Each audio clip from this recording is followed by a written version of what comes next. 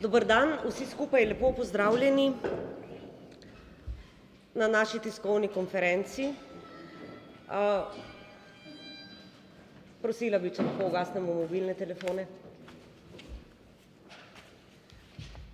Opravičiti se vam moram, da bova ob 10.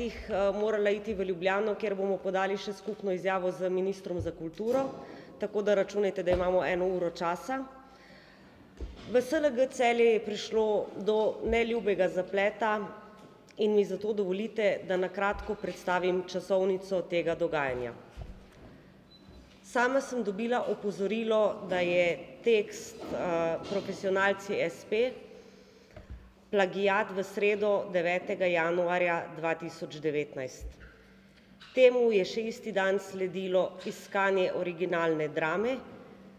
Se reče, namig je bil, da gre za delo italijanskega dramatika Alda Nicolaia.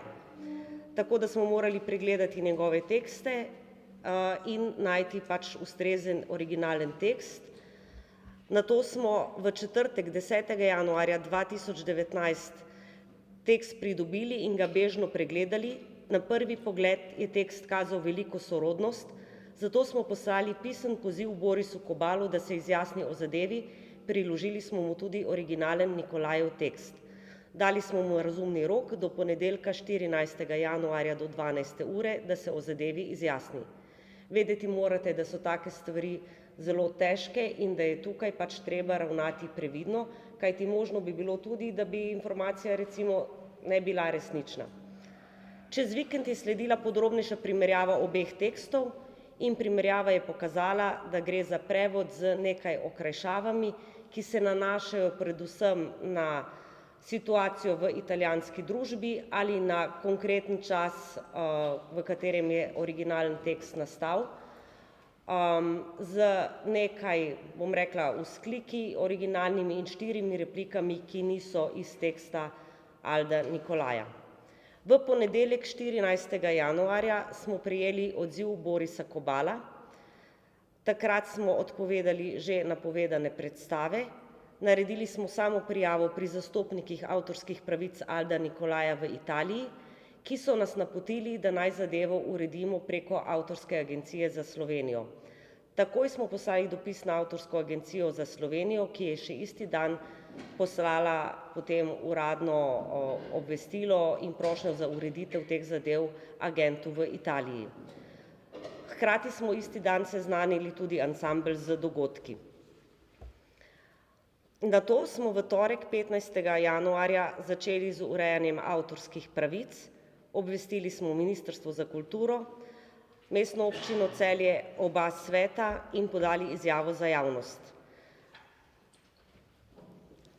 Začeli smo pripravljati tudi načrte za sanacijo škode. V sredo 16. januarja smo sklicali tiskovko, takoj po prvem odzivu zakonitih zastopnikov strani avtorja in imeli sestanek na Ministrstvu za kulturo. V četrtek 17. januarja, to je včeraj, smo uredili avtorske pravice. Zaradi samoprijave plačamo le 7% tantieme za dosedaj odigrane predstave v višini 3063,40 evra z vsemi dajatvami in provizijo Avtorske agenciji Slovenije. Imamo tudi prepoved igranja te igre za naprej. Škoda, ki je pri tem SLG Celju nastala, jo lahko povem v nekaj številkah. Prvič je to znesek avtorskega honorarja Borisu Kobalu za izvirno slovensko igro, ta znesek je 13 000 evrov bruto. Drugič je to dohodek od predstav, ki jih ne bomo izvedli. Mi smo seveda imeli v tem trenutku prodanih 15 predstav v naslednjih 2 mesecih, te smo odpovedali in jih bomo nadomestili, skušali v čim večji meri nadomestiti z našimi drugimi predstavami, predvsem s predstavo Ljubi moj in tudi s predstavo Oče. Do sedaj smo termine uredili z približno polovico, bom rekla, kulturnih domov in šol, s katerimi smo bili dogovorjeni. Kar se tiče same kazni, plagiat. Za plagiat seveda se mora za nek postopek odločiti nosilec avtorskih pravic, to je agencija v Italiji in ne mi kot gledališče. Mi smo to, kar se tega tiče, z naše strani uredili in zgodba je, kar se tega tiče, zaprta. Druga stvar je večja premoženjska korist, ki je pridobljena iz neupravičene porabe avtorskih pravic, torej honorar.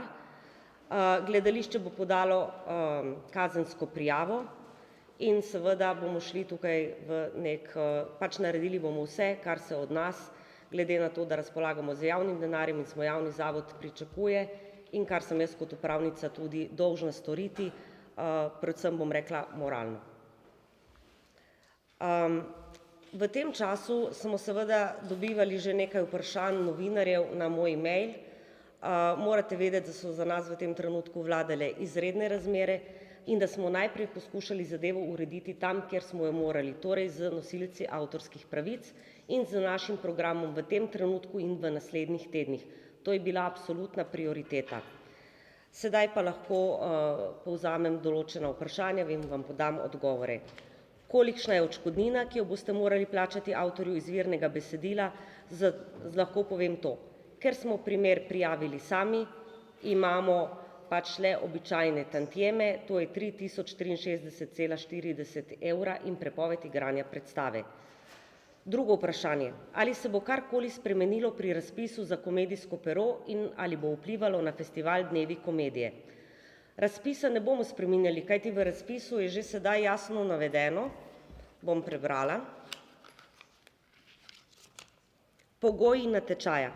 Komedija mora biti napisana v slovenskem jeziku in ne sme biti objavljena ali uprizorjena. In moralno in pravno so za izvirnost komedije odgovorni avtorji. Tako da mi imamo to že vsa ta leta in tukaj torej razpisa nima smisla spreminjati. Je pa res, da bomo pripravili za vsakega avtorja še posebej dodatno izjavo pri sklenitvi avtorske pogodbe, kjer bo še dodatno jamčil za izvirnost teksta. Kar se tiče festivala Dnevi komedije, program še ni javno objavljen, naše predstave na tem festivalu ne bo. Bom rekla, tudi drugi festivali, ki obstajajo v Sloveniji, so kdaj imeli festival brez svoje domače predstave na njem, tako da naši gledalci ne bodo utrpeli tega, da bi gledali eno predstavo manj, predstav bo toliko, kot smo jih planirali, mi pa predstave jasno ne smemo igrati iz razlogov, ki sem jih prej navedla. S katerimi predstavami bomo nadomestili odpadle termine, tako kot sem rekla, to bosta predstavi Ljubi moj in Oče. Če bo kdo seveda od gostovalnih krajev ali od šol želel kakšno drugo našo živo predstavo, je jasno, da bomo tudi to ponudili. Vprašanje. Ali lahko natančneje definiram prevod, gre za krajo teme, zgodbe ali kar celega teksta in če koliko? Na podlagi naše natančne primerjave od stavka do stavka, od besede do besede, lahko potrdimo, da gre za prevod s krajšimi okrajšavami, kot sem jih omenila že prej, z par dodatnimi besedami, ki so vrivki. Morate vedeti, da se seveda vsak prevajalec sooča tudi z dejstvom, da so nekatere stvari neprevedljive in takrat pač najde ustrezno rešitev. Se reče, lahko gre za združitev 2 replik v eno samo. In 4 replike, ki so avtorske pri koncu igre, tam, ko liki govorijo o tem, da bodo ustanovili espe profesionalci. Imena oseb so nekatera ista, število dramskih oseb je isto, nekatera imena so slovenjena ali pa se po tekstu preprosto ne uporabljajo in se ne naslavljajo z imeni. Torej bi lahko na kratko strnila, da menimo, da gre za prevod s krajšimi črtami. Na plagiat so nas opozorili. Imena osebe, ki nas je na to opozorila, ne želimo razkrivati in naj se javi sama, vkolikor to želi. Mislimo, da je naša dolžnost tukaj, da ščitimo pač osebe, ki nam podajo take informacije, kot je to tudi v primeru drugih kazenskih dejanj, ki jih recimo osebe lahko naznanjajo, veste, in protikorupcijski komisiji in tako naprej. Ali smo se z Borisom Kobalom že govorili in ali bomo od njega zahtevali vračilo sredstev? Mi smo odkupili pravice za uprizoritev tega teksta, Borisa Kobala smo o zadevi obvestili z 2 uradnima dopisoma, uredili smo avtorske pravice za že odigrane predstave in imamo prepoved nadaljnjega uprizarjanja tega teksta. Seveda bomo, tako kot sem prej rekla, z Borisom uredili tudi ostale stvari v prihodnje. Tukaj je treba natančno oceniti škodo, predvsem tukaj govorim o številu predstav, ki bi jih naj odigrali letos in v naslednji sezoni. Pač te stvari morajo biti natančne in skrbno pripravljene in tukaj bomo pač zadeve urejali promptno in hitro, tako kot smo jih do sedaj.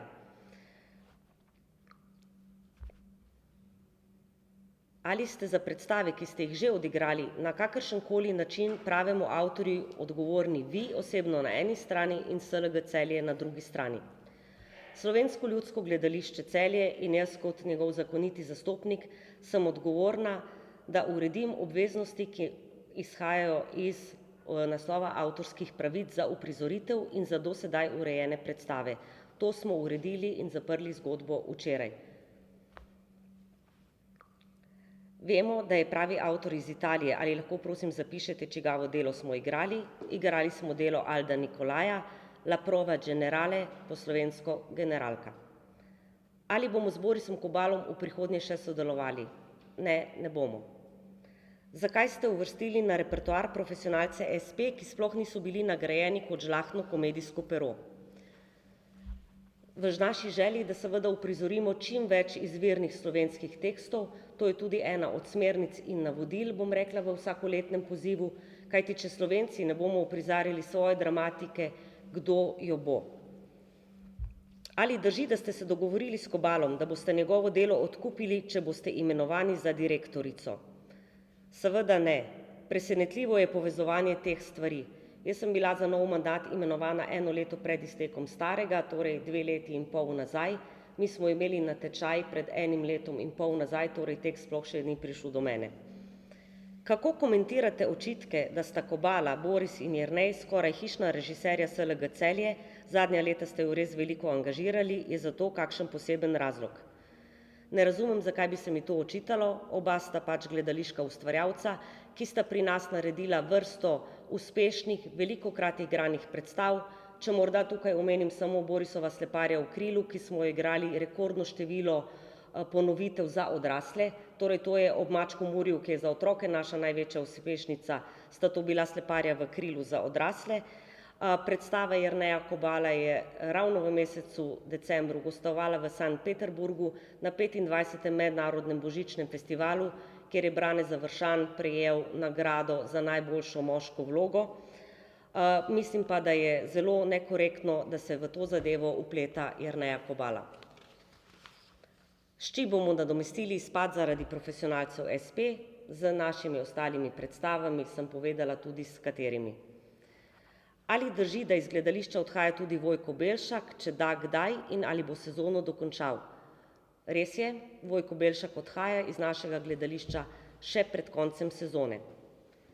Kakšno je po vašem stanju v SLG Celje?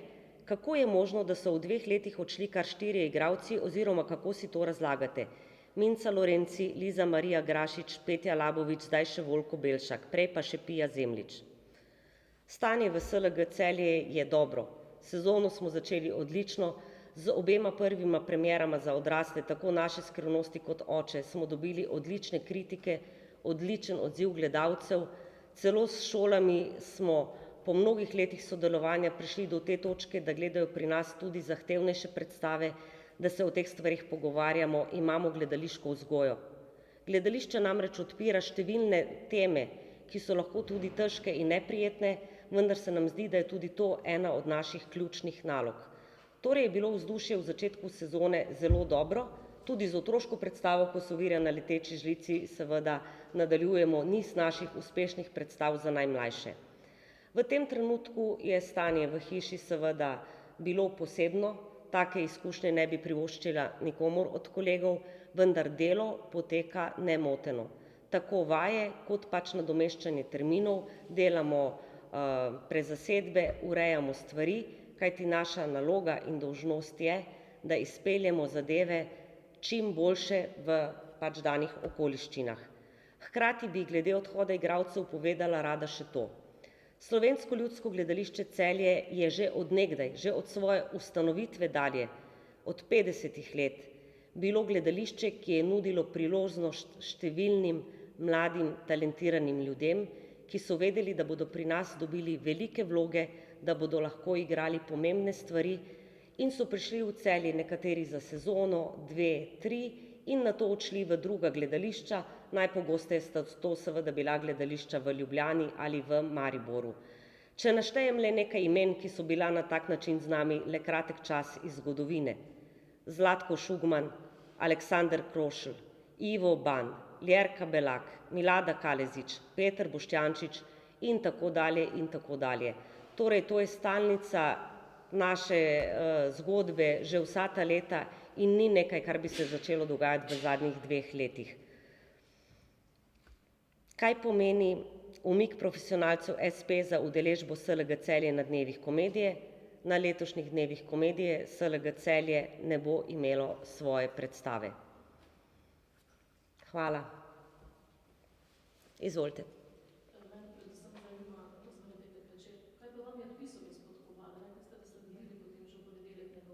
Res je.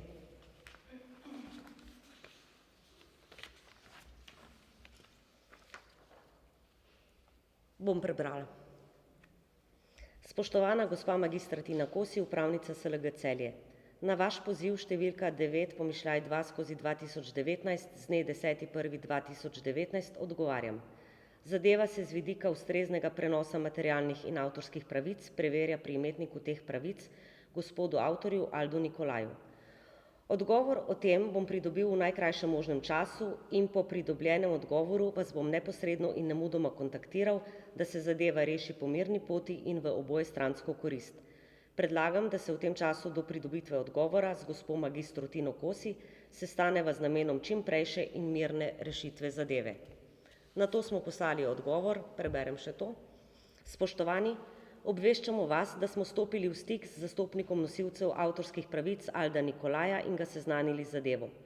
Opis zapleta smo posredovali tudi Avtorski agenciji Slovenije, ki sedaj za nas ureja zadevo. Neupravičena uporaba avtorskega dela in kršitev avtorskih sorodnih pravic sta namreč kaznivi dejanji in lahko v določenih okoliščinah zanjo kazensko odgovarjamo tudi mi. Predstavo smo umaknili iz sporeda, glede nadaljnjih korakov pa se bomo odločili po korektni ureditvi avtorskih razmerij. Zato v tem trenutku ne vidimo potrebe za sestanek z vami. Ne. Tako.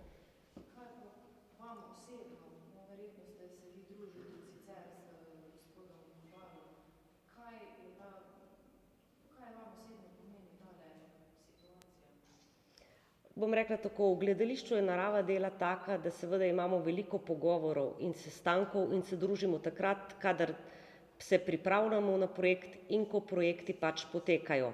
To ne velja samo za Borisa Kobala, to velja za čisto vse ljudi, ki z nami sodelujejo. Zunanjih sodelavcev na letni ravni imamo približno 90. Tukaj gre tako za oblikovalce, za fotografe, za režiserje, scenografe in tako naprej. Te zadeve so običajne. Zame osebno seveda je to veliko razočaranje, tega nisem pričakovala in preprosto si tega tudi razumsko ne znam razložiti.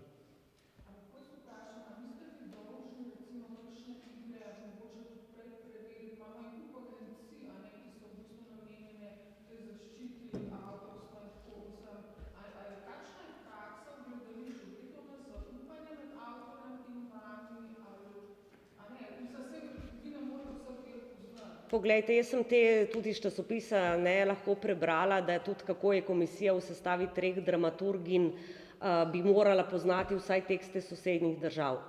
Aldo Nikolaj je napisal 125 dramskih tekstov.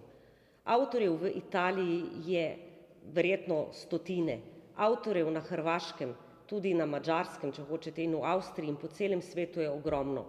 Nemogoče je, da bi človek vse te tekste poznal. Tudi recimo jaz madžarsko ne berem, kako bi preverjala recimo te stvari, ne.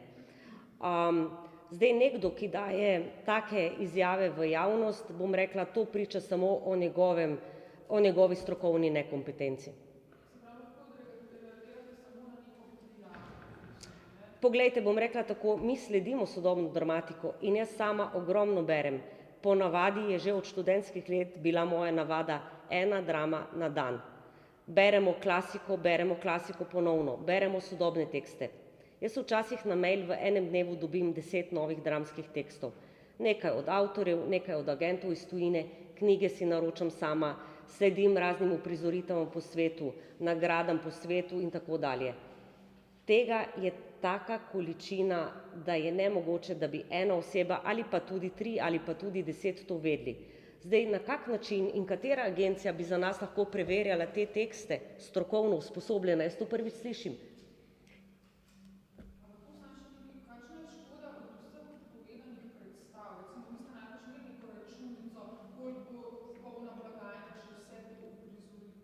Poglejte, v tem trenutku je to bila naša nova premiera, ki je bila na sporedu 2 meseca.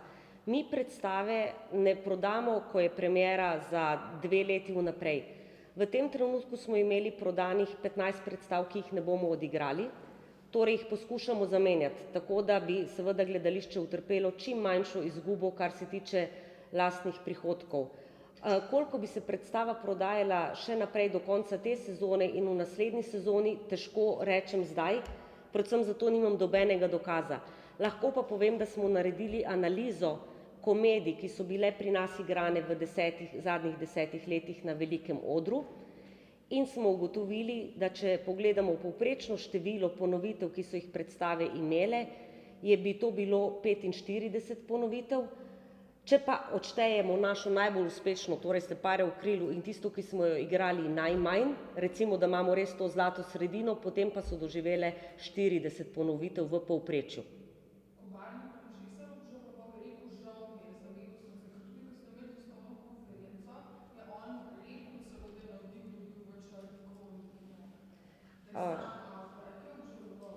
Ja, saj pravim, jaz sem z njim bila sedaj v stiku z uradnimi dopisi in boste morali vprašati njega, koliko stvar obžaluje.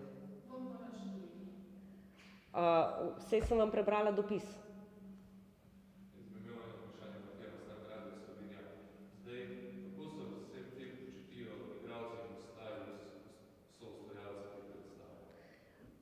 Naši igralci so razočarani, morate vedeti, da so vložili 2 meseca dela v samo izvedbo predstave.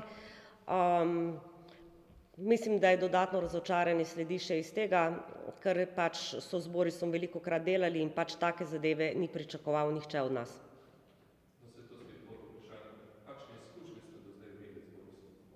Do sedaj smo imeli dobre izkušnje z Borisom Kobalom.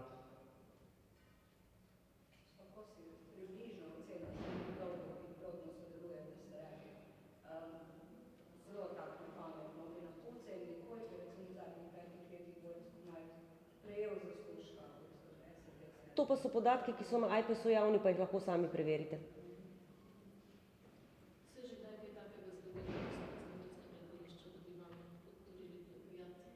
Ne, to se nam še ni zgodilo, upam, da se nam tudi nikoli več ne bo zgodilo in upam, da se nikomur od mojih kolegov kaj takega ne bo zgodilo. Pardon, tu nekomu zvoni telefon, pa slabo slišim.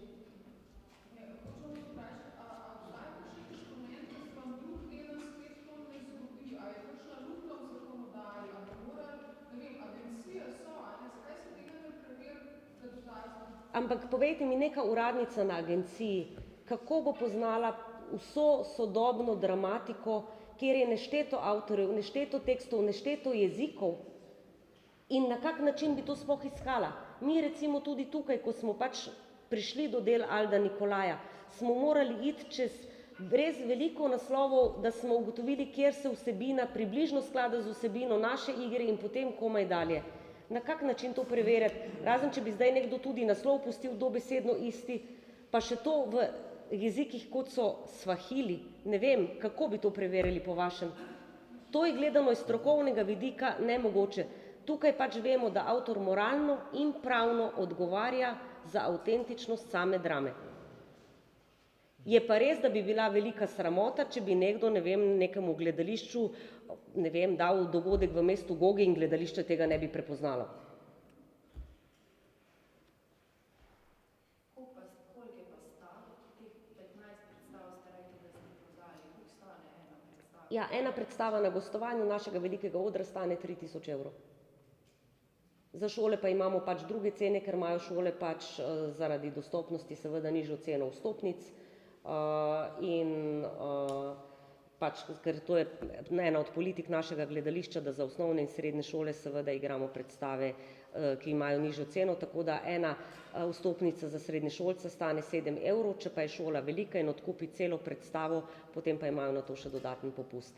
Večinoma imajo šole pri nas abonma, abonma za 2 predstavi stane 10 evrov, za 3 15 in za 4 20 evrov na učenca.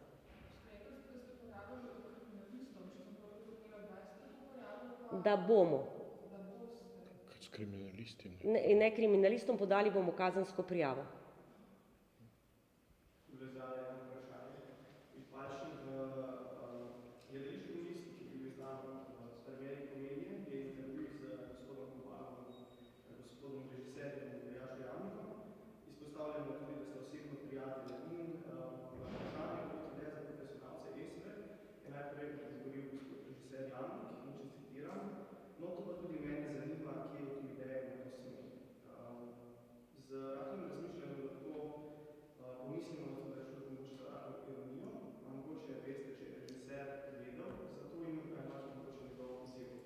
Ja, tudi režiserja smo seveda obvestili, režiser za to absolutno ni vedel, bil je šokiran, ni mogel verjeti in si lahko predstavljate, kako se človek počuti, če se mu to zgodi, morda celo z nekom, s katerim je imel, bom rekla, malo tesnejše stike.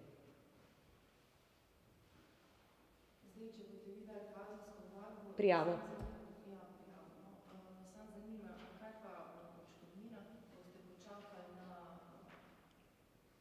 Mi moramo te zadeve natančno preučiti, narediti, jaz vam pravim, več kot smo naredili v teh 10 dnevih, se ne da. To niso stvari, ki jih lahko urediš v enem dnevu. In moramo seveda zbrati vse stvari in iti po uradni poti. Seveda tukaj bomo izterjali to, kar bi naša hiša morala dobiti, jasno.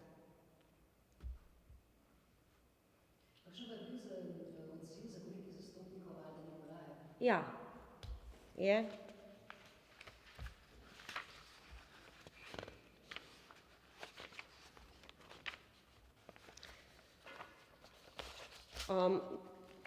Napisali so tako.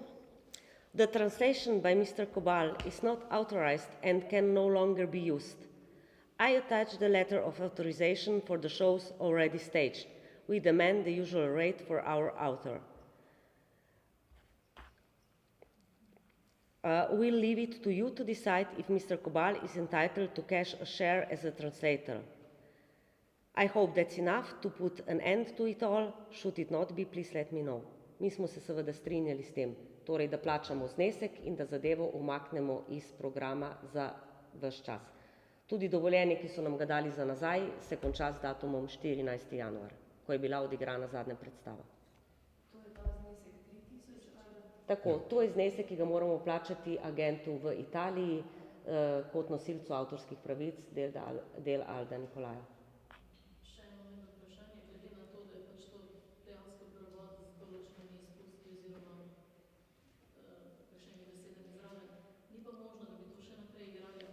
Ne, imamo prepoved igranja naprej.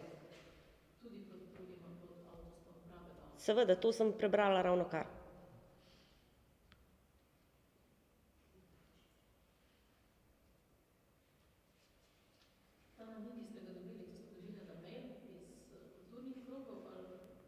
Poglejte, jaz sem vam povedala, dobili smo opozorilo, oseba sama, če želi, naj se vam javi, jaz pa bom tukaj ščitila pač to ime. To me morate razumeti. Ja. Ja, Ja, seveda, verjetno, da iz kulturnih, s kakšnih pa.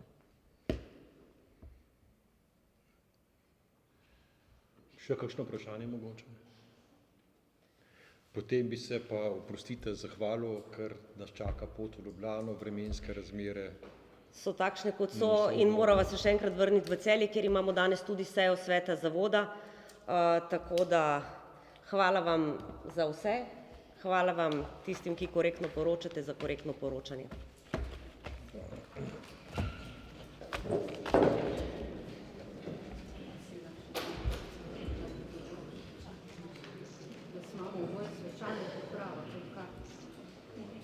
Ja.